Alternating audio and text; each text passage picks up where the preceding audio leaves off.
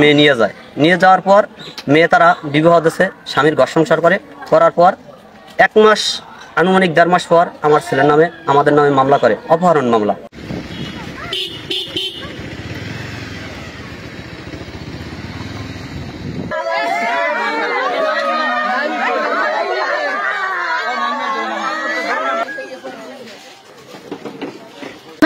মনে করেন সাইমের সম্পর্ক করছে কই রে ওর লাগে বিয়ে হওয়া কিছু হয় না, এবার আরেকখানে যাই হে বিয়ে বলছে, হে আরেকখানের হে স্বামী এই অত্যাচার করতে আছে এই সাইমের লাগে।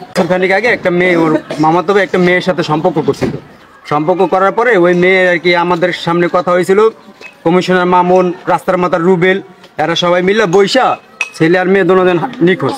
পরে আমরা খোঁজ পাইয়া একবার আইনে দিছি, এরা কইছে যে মামলা টামলা কিছু হইব না, এটা মনে হয় আপনারা এলাকায় বৈশা মিটমাট করে দিব। কমিশনার মামুন কইছে, রুবেল কইছে, তারপরে আর একটা চাচা আছে দাদা আছে ওয়াহেদ, এরা কইছে যে আমরা 4-5 জন ছিলাম ওইখানে, বলছে এটা সমাধান করে দিবে, কিন্তু আজ পর্যন্ত এটা কোনো সমাধান হয় নাই। মেয়ের আমরা ধৈর্য আইনে দিছি, মেয়ের নিয়ে গেছে, আর মামুন, কমিশনার, রুবেল এরা বলছিল যে এটা একটা সার্টিফিকেট দেবে, যে কোনো আমরা যে মাইয়েরা পয়সা পাইছি একটা সার্টিফিকেট দেবে, আজ পর্যন্ত দেয় নাই। ওরা ওখান থেকে টাকা খাইছে না কি খাইছে, খাইয়া আনতে কাগজটা দেয় নাই। এই মামলার ভুক্তভোগী হয়ে আজকে এই ছেলেটা মারা গেছে। আমার ছোট ছেলে আছে তামিম খান, ওই আমার বাসার পাশে একটা মেয়ের সাথে সম্পর্ক আছে, নাম আছে তিশা। আমার ছেলে ওই মেয়ে ঢাকায় নিয়ে যায়, নিয়ে যাওয়ার পর 4 থেকে 5 দিন তারা ঢাকা নারায়ণগঞ্জ থাকে। থাকার পরে আমাদের এলাকার কমিশনার এবং এই মেয়ের গার্ডিয়ান কমিশনার বলে যে যদি তোমরা ওই মেয়েটা নিয়ে দাও তাহলে আমরা তোমার বিপক্ষে মামলা করবো না, এবং আসলনামায় দস্তখত দিয়ে মেয়েটা দিয়ে দেবো এবং তোমার ছেলে তুমি নিয়ে যাবা।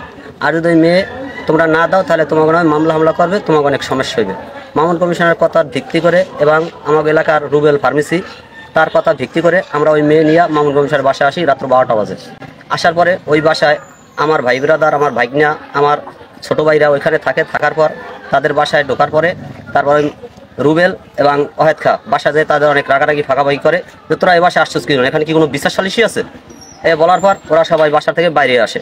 আসার পরে মামা বললা তারপর মেয়ে নিয়ে যায়, নিয়ে যাওয়ার পর মেয়ে তারা বিবাহ দেশে স্বামীর ঘর সংসার করার পর 1 মাস আনুমানিক 1.5 মাস পর আমার ছেলের নামে আমাদের নামে মামলা করে, অপহরণ মামলা। তার মেয়ে নিয়েও সে অপহরণ মামলা করছে আমাদের নামে। আমার ছোট ছেলে তামিম 1 নম্বর আসামি, দাঁড়ে ঘুরছি, কেউই আমার কোনো কথা কান দেয় নাই। তারা আওয়ামী লীগের প্রভাবশালী লোক, তাদের আওয়ামী লীগের ক্ষমতা আছে, টাকা পয়সা আছে। তারা ওই মেয়ের মার চাচা সৌদি থেকে অনেক টাকা পয়সা আছে। সাইম 5 নম্বর আসামি এবং আমার ছেলে 1 নম্বর আসামি তামিম একবারে জেল হাজতে পাঠাই দেয়। জেল হাজতে যাওয়ার পর বিগত 5 থেকে 6 দিন পর আমার ভাগনা সাইম অসুস্থ হয়ে পড়ে। অসুস্থ হওয়ার পরে ওখান থেকে তাকে রেফারেন্স করে পটুয়াখালী হাসপাতালে বাহিরে, সেখান থেকে সুস্থ না হলে তাকে রেফারেন্স করে বরিশাল শেরেবাংলা হাসপাতালে। পটুয়াখালী হাসপাতালে রেফারেন্স করছে, আমরা খবর পাইনি। বরিশাল হাসপাতালে যাওয়ার 1 দিন পর আমার এক লোক ফোন করে বলে সাইম নামে কোনো লোক তোমার পরিচিত? আমি জি আমার ভাগনা। কাউরে শেরেবাংলা হাসপাতালে ভর্তি আছে, যদি তোমার দেখতে মন চায় তাহলে তুমি আসো। পরে ওকে ঢাকা রেফারেন্স করে বরিশাল থেকে, ঢাকা মেডিকেলে থাকে। পরে 2 দিন আগে ওকে আমি জামিন করাই অন্য করে নিয়ে।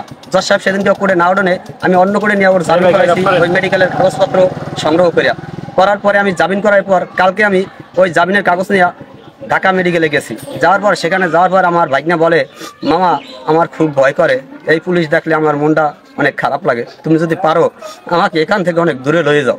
পরে আমি ওখানে ডাক্তারের কাছে বলি যে যদি পারেন আমার ভাগ্নেটারে একটু রেফারেন্স করে অন্য হাসপাতালে দেন। পরে আমি ওখানে বনসই দিয়া আমার ভাগ্নেরকে আমি ঢাকা মিটফোর্ড হাসপাতালে নিয়ে যাই, সেখানে নিয়ে ভর্তি করি।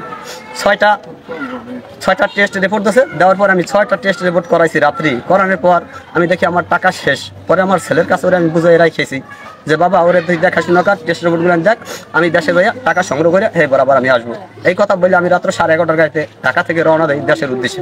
দেশে এসে আমি ভোর 4:50 আমার বাড়ির দরজায় গাড়িতে আমি নামি বাড়িতে যাই। যাওয়ার পরে আমার ছেলে ফোন দেয়, বাবা বাইরের অবস্থা বেশি ভালো না, সাইম খুব অসুস্থ। কীরকম করে? কারণ শ্বাস নিঃশ্বাস করতে খুব কষ্ট হয়, অক্সিজেন দিয়েছে। দেওয়ার পরই ফজর নামাজের আজানটা দিয়েছে। তারপরে আমার পোলা আমার ফোন দিয়া হয়তো 10 মিনিট পরে আবার ফোন দিয়ে আমার বলে বাবা আমার ভাই আর নাই।